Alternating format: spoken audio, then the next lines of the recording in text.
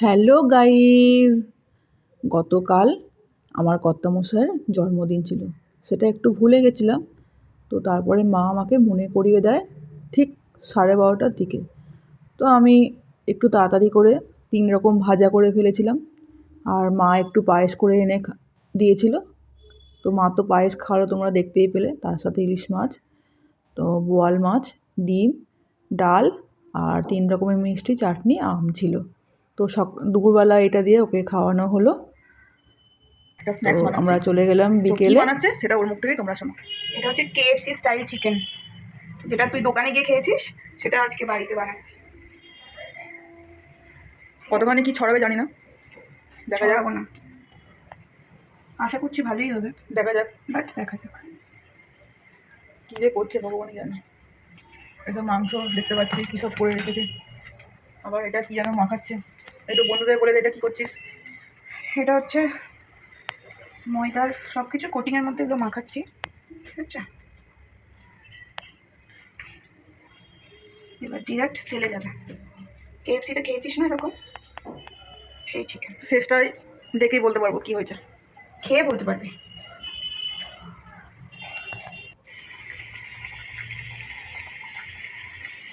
তো তেলের মধ্যে 1 পিস চলে গেছে অলরেডি, দেখতেই পাচ্ছ বন্ধুরা। এটা ফিনিশ হওয়া অবধি দেখতে হবে কীরকম হয়েছে, তারপর খেয়ে তোমাদের বলবো কেমন হয়েছে।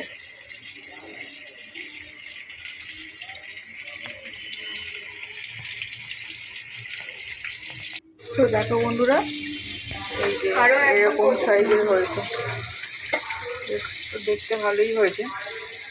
খেয়ে তোমাদের বলবো কেমন হয়েছে, ঠিক আছে? সত্যি সস দিয়ে অসাধারণ হয়েছিল খেতে। তারপরে খাওয়া দাওয়ার পরে একটুখানি মেয়ে এলো পড়ে, তো ওর জন্য একটু ওয়েট করলাম আমরা। তো কেকটা কাটিং হবে, আমার মেয়েই নিয়ে এসেছিলো কেকটা,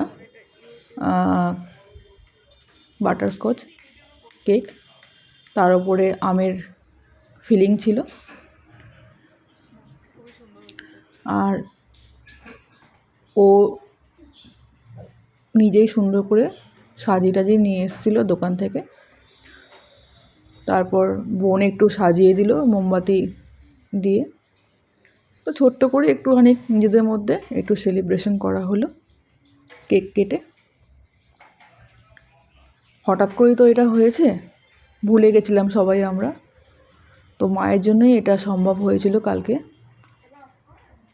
তো কেক টেক কাটিং হয়ে তো ক্যান্ডিকে একটু খাওয়ানো হলো। এইভাবেই আমাদের শেষ হলো জন্মদিনটা।